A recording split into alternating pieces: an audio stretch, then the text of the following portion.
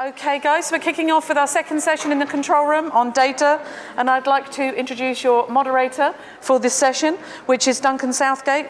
He's Global Brand Director at Kantar Millward Brown, and he has over 20 years of brand communication and media research experience gathered across Europe, US, and global roles, primarily within Kantar. He's currently responsible for growing the company's global media effectiveness business, and he's based in Frankfurt in Germany. Take it away, Duncan. Thanks a lot, Sam. And thank you for being here. Thank you in particular to the GDPR panel who've taken care of all the GDPR questions so we can move on to the fun uses of data and how to make it actionable and drive change in your business.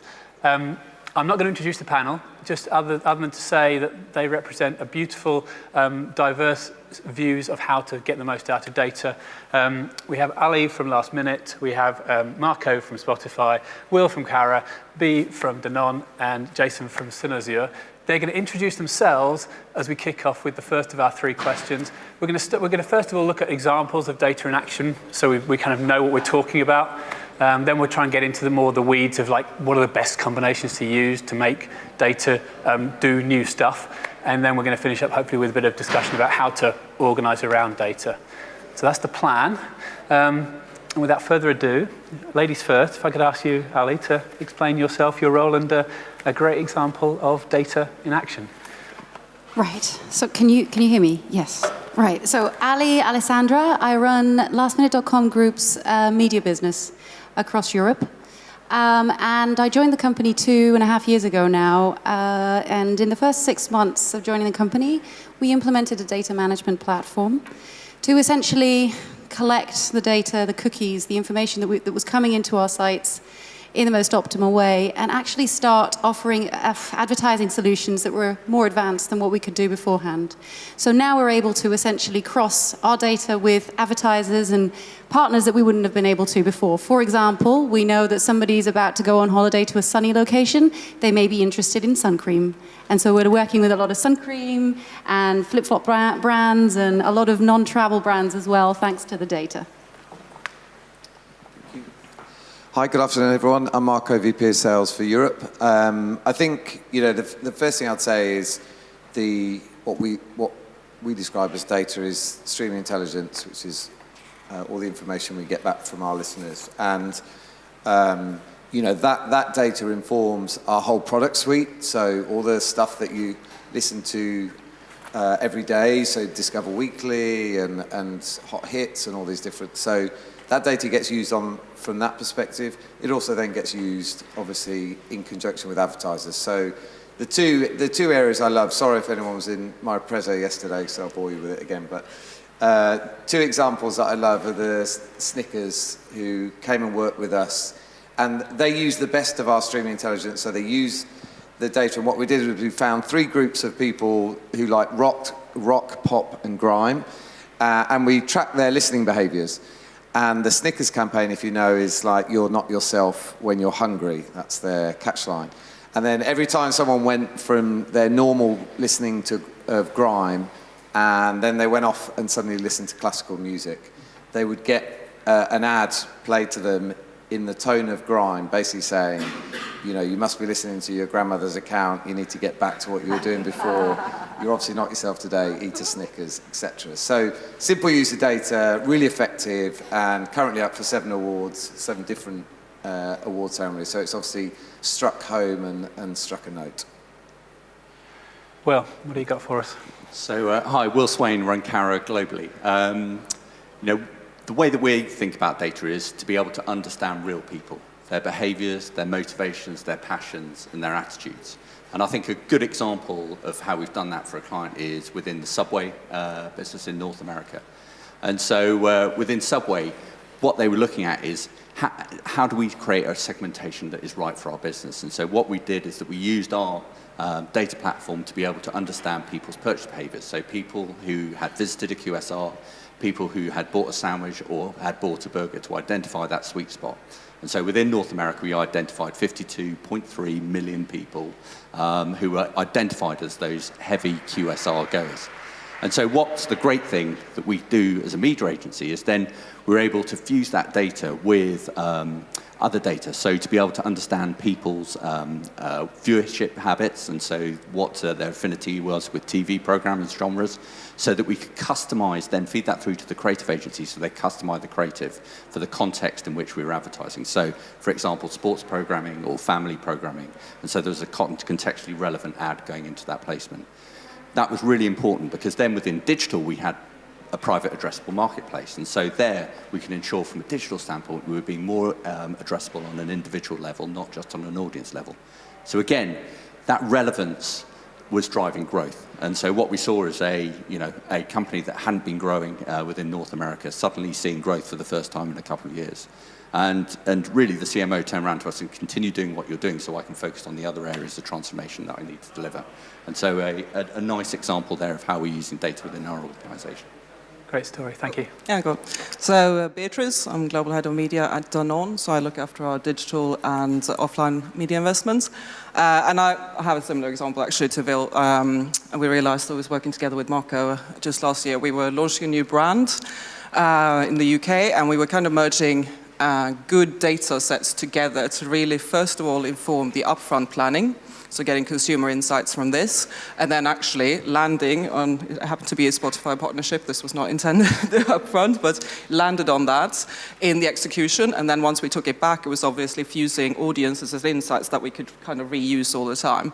But what I said with the using the right data streams was, we weren't buying all data everywhere, but we were using, for instance, retailer data, media data, search data, so we could get really good segmentations that were not overlapping, but still scalable enough so that we could actually reach out, and the brand is doing exceptionally well, so good example. Thanks, B. And Jason, you've got a sort of view across lots of different businesses. What's one of the best examples you've come across? Yeah, so I run a data and analytics consultancy business, and we help organizations raise their data literacy and capability by helping to define data strategy and put those strategies into place. And one of the organisations, and actually there's lots of commonality between lots of industries and lots of different departments within businesses. So this isn't just applicable to sort of media and advertising, but across all sorts of industries, from fintech through to public sector, local government, and that sort of stuff. But one of our clients is Andrew Lloyd Webber's Really Useful Group and Really Useful Theatres. And they're all about, they've got theatres to fill. And if they don't fill the theatre, then that's lost revenue. It's not like a retailer where the coat's still on the peg and it can sell the next day. So utilisation of that seat is like an airline, it's like a hotel. So getting people in that room is important, clearly. And mapping the customer journey from the sort of first time they see an advert all the way through to purchase and beyond is one of the best examples they've got. So moving them from a sort of last click to a first click attribution, so much better effectiveness of their marketing spend, and can really fine tune where they invest, whether that's on PPC or whether that's on display or social, for different audiences at a really micro sort of targeted segment level. That's brilliant. To sell more tickets. The sale is always the important thing, right? So that's a really nice sort of kick-off. So we've got a nice range of examples there. I guess, so data can clearly do good stuff, help businesses work better, grow, that haven't grown for years. The next question is really about how you sort of sort the wheat from the chaff, because you could say, well, let's get more and more data, right? Because surely the more data we've got, the more new, interesting stuff we can do. But I guess I'm really interested in this idea of how do you make sure that you focus it down and so that you're getting a return on your effort to gather and manage that data. So you've talked, when we were talking before the session, about simplicity, Ali. Can you just talk about how you make sure you focus on really good metrics that drive your business success? Yeah, so, if you're not the gaffer, so you're not sort of the big ones, we're a mid-sized travel company. We don't have the artificial intelligence or all of that jazz that the big guys have. So we need to basically rely on sometimes a lot of common sense. And what we found is that common sense and a good deployment strategy works very well. So in some cases, in some markets, when I joined, basically, we were very blind. So we were looking at travel and travel intenders, to put it in the media term, right? People that come to a travel site want to travel. We took that from no insights whatsoever to, well, now with the data management platform, we can take third-party data, recognize whether a cookie is a female or a male, whether a cookie is a young person or an older person, and basically offer products and services and ads that are relevant to these segments. And actually, the return on investment shot up so much just by doing female, male, and age targeting, that right now we're actually thinking, well, do we need to focus on something else? I mean, how much incremental return can we get after that big jump? We are obviously working on artificial intelligence and machines that can help us sort of make all of this stuff more intelligent. But before we get there, there's the predictive analytics piece that's sort of informed by human beings, which is still untapped for us. So we're looking at historical trends that will help us hopefully predict future trends. But again, keeping it simple, for us, it really worked. Girls, boys, as stereotypical as it sounds, it worked, so. That's great. Do you want to jump in there, Bea? I was going to build on that one as well, which is don't get wrapped up in the fact that it's all science, because when you start on the journey, it'll be art and science. As an FMCG company, you don't naturally have loads of first-party data. You don't naturally sit on a very, very broad spectrum. So you have to use the art still to start identifying the sources that are probably going to be quite valuable for you. And once you start doing that, don't stop. That's probably the worst thing you can do as well, throw it away. But making sure that, long term, you persist with that strategy and you kind of keep going. And then once the art is there and you see it works, well, then the science take over, as you said, So I was going to come to you next, Will, because you're in a great position as a media agency. You're completely independent across all of the channel options out there. What's the process you take a client through to help them say, okay, right, well, you're not connecting that with that. Those two are the things that you really should focus on sorting out first, because reason X, Y, Z. Where do you go? Yeah, and it really goes back to, as I talked about at the beginning, it's like understanding real people. And so how do we ensure that we understand that person, bringing together the right data sets and fusing and connecting them so that we can make sure that we understand not only their behaviors, but as I said, the motivations and attitudes. And so something that we found is that, I think there was certainly a trend a couple of years ago within media agencies that we were kind of running away with behavioral data only and kind of looking at everything behaviorally. And what we found is that we were forgetting about that people aren't just algorithms and people aren't just data, it is the motivations and passions as well. So there's still a role for panel data. There is still a role for us going out and understanding, people's motivations and passions. And that's incredibly important when it comes to, contextual relevance and ensuring that we are activating in the right way. And so that's really important to me. But then I think there are really interesting new data sets coming in. I think that location data in particular is having a real profound effect on, how we're media planning and how we're able to activate in a more addressable way.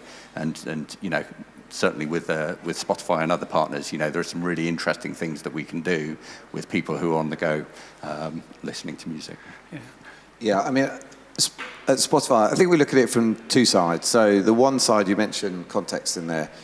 I think the most interesting thing that we have going as I guess you can call it a new data set, is really the platforms that we're integrated in. So everything we do is about ubiquity now. We want people to be able to listen to Spotify wherever they are.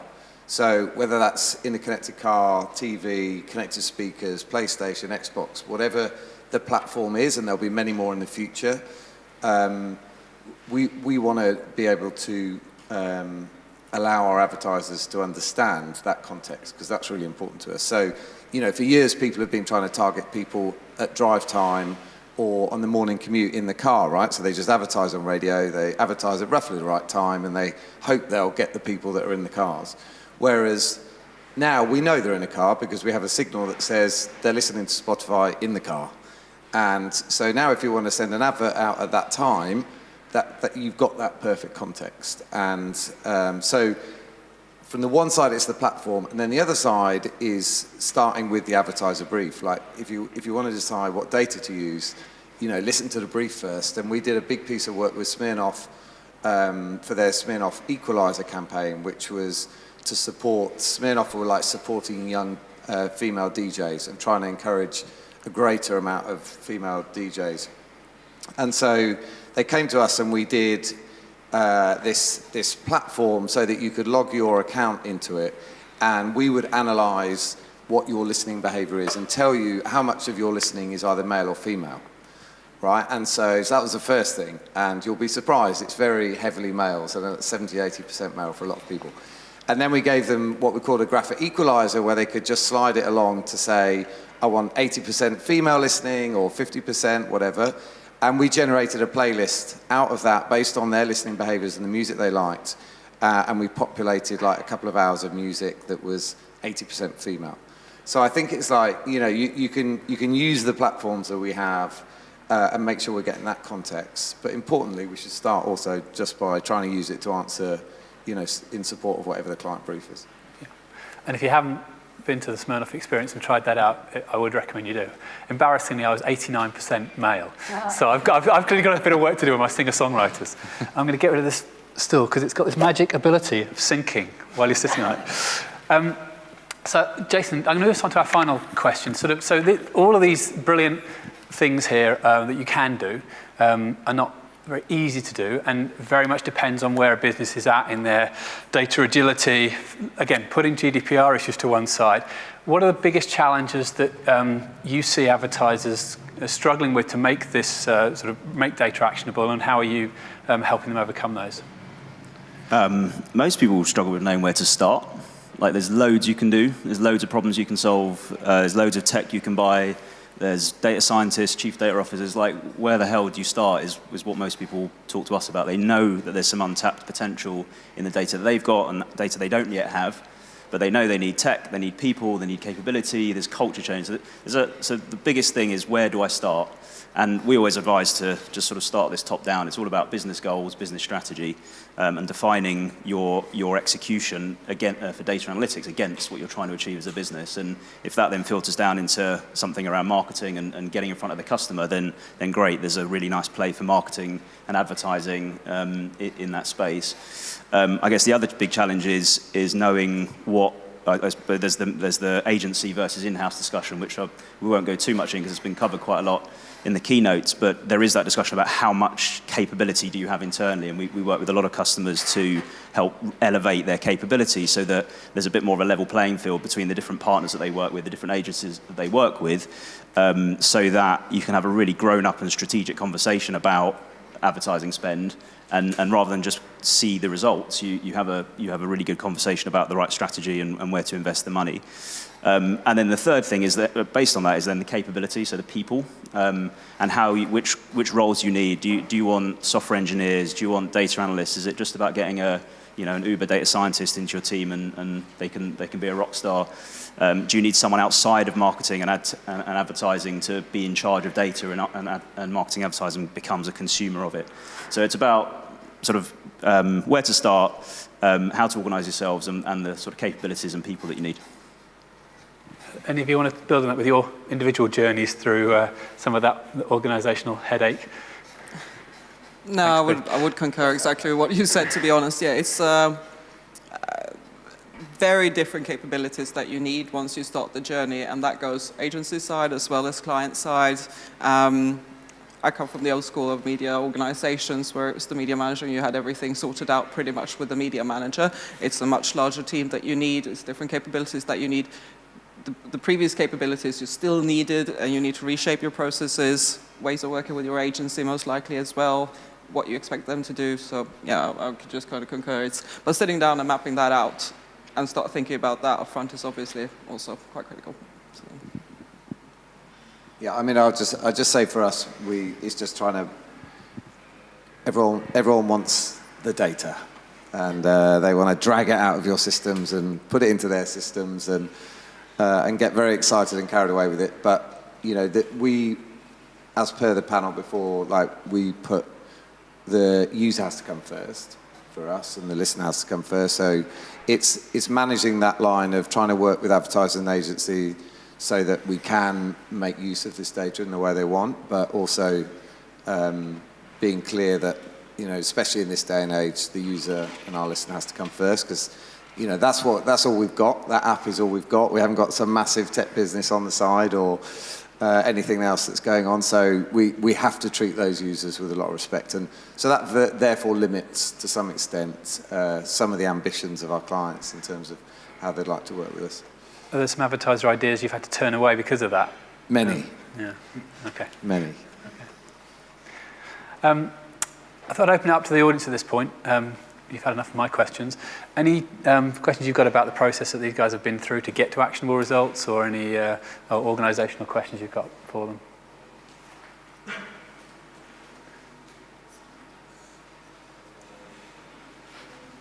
Okay. All right. Thank you. Go for it. Do you have a mic, or? There's always one.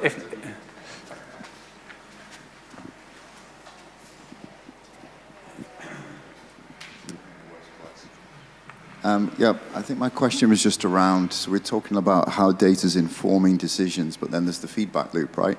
So the data that's coming out, are you finding that you're beginning to action in a way that previously, especially for, CPGs, it was like the MMM studies, right? And it could be like a year before you finally made the decision what you're going to do.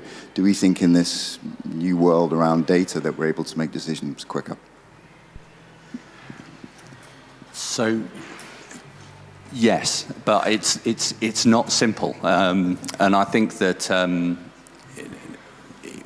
we've done a couple of things that have been, really quite infrastructural in setting it up, and so we've got a platform which we call M1 within the group, and what that enables us to do is to be able to understand, for example, in the US, 242 million, all adult population, and what we've done is that then we've gone out and built out this publisher addressable marketplace. And within there are a number of media owners whereby, the data we go through, but we get the feedback loop of the data. And within that, we are enabled to then make faster decisions and optimize at a quicker pace and be more personalized in the way that we're delivering messaging at scale. But, delivering that at scale across all media is not possible. And so, it's really important that we're on a journey there to greater addressability, but it's by nowhere means 100% addressable marketplace, even in the US, that's the most addressable at the moment. Yeah, I can build a little bit as an FMCG. So, to your reference of MMM, of course, yes, we do that. It's still something that's relevant.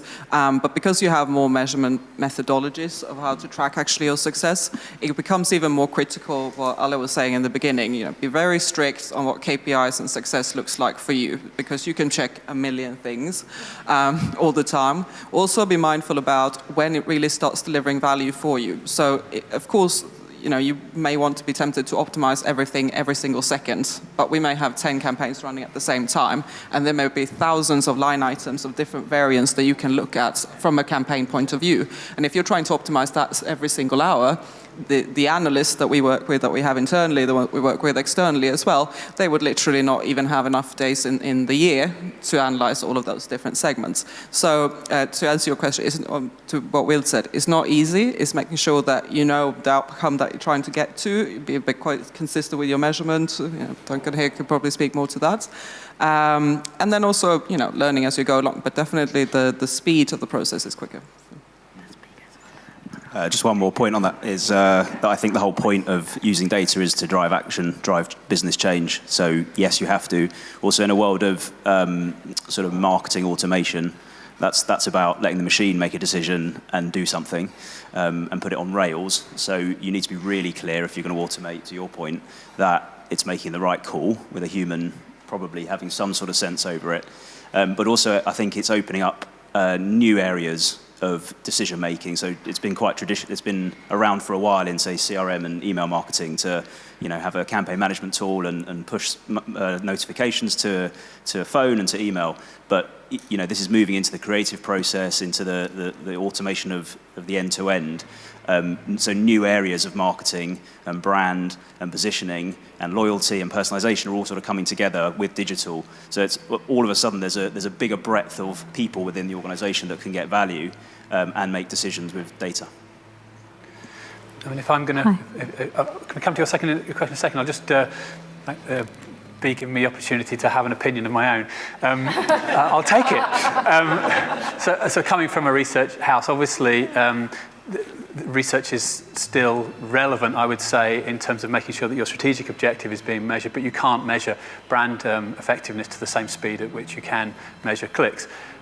And the two are independent. Everyone's proven that. Comscore, Nielsen, ourselves, they're all showing that click rates and brand impact have no correlation. So you have to be patient on some metrics. We can make brand lift metrics real-time dashboards, so you can do some steering halfway through a campaign on those.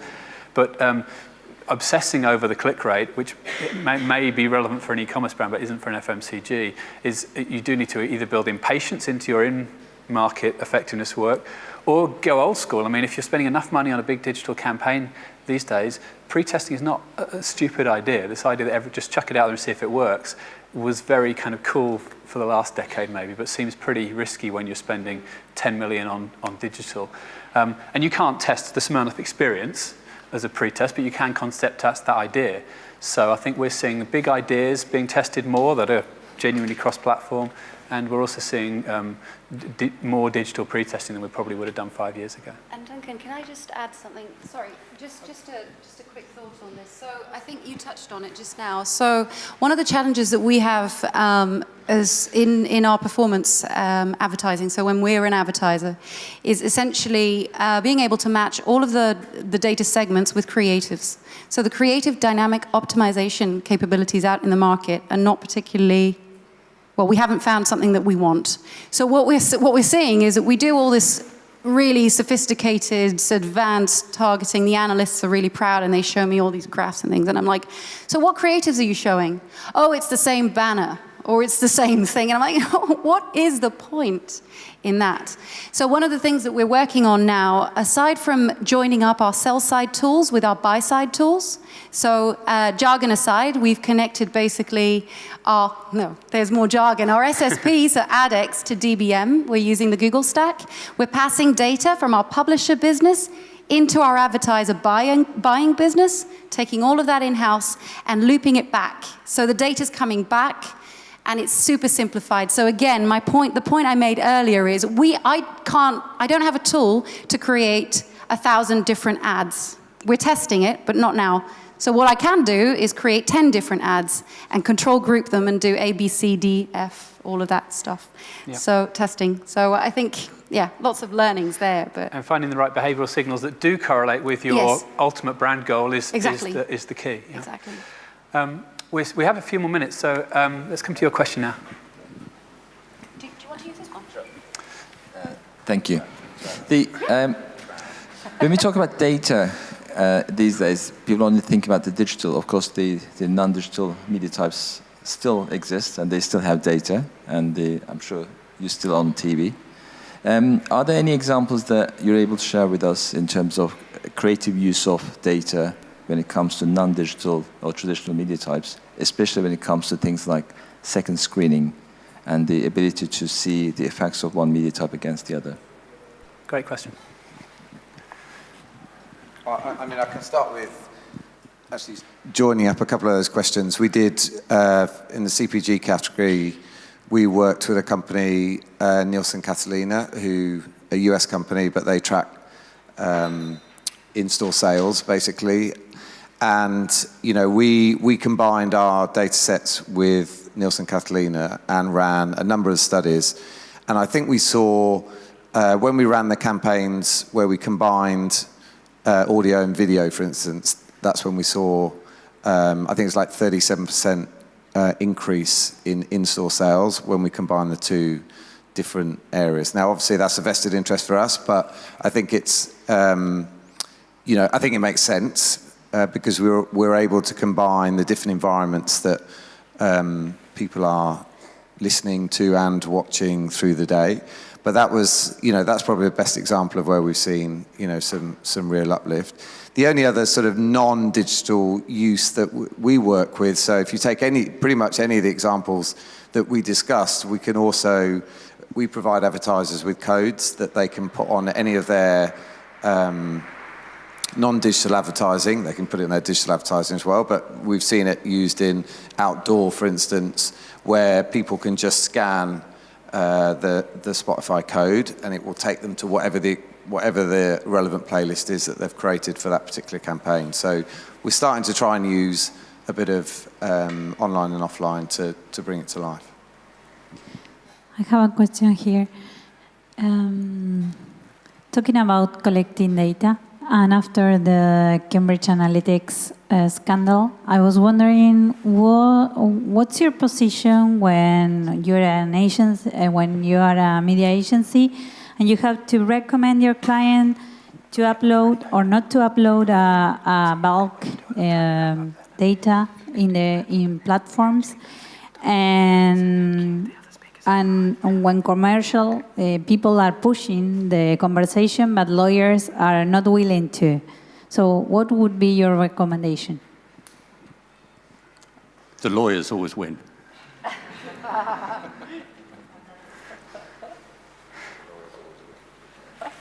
Okay, for me that's been great. Oh, do we have one final question quickly? And then we'll do a quick wrap. Okay, good. I'm not sure. The mic's a long way away.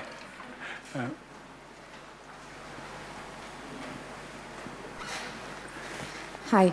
I just wanted to build on this gentleman's question about online, offline data and the usage of it. So I work at Sociomantic, which is a Dunham-based company. So we belong to Tesco. And this is basically what we do.